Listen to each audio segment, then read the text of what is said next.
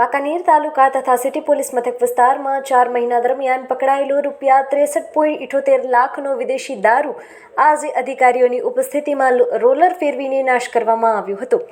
વાંકાનેર તાલુકા તથા city police station વિસ્તારમાં જુલાઈથી October સુધીમાં અલગ અલગ ગુનામાં પકડાયેલો વિદેશી દારૂનો નાશ કરવાની મંજૂરી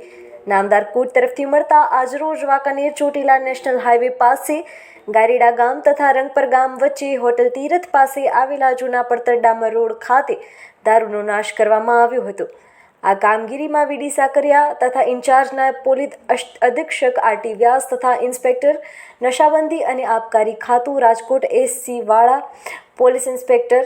વાંકાનેર તાલુકા પોલીસ સ્ટેશન DV ખરાડી તથા police inspector Wankaner city police station HV ઘેલાની હાજરીમાં રોલર ફેરવીને આ કામગીરી કરવામાં આવી હતી.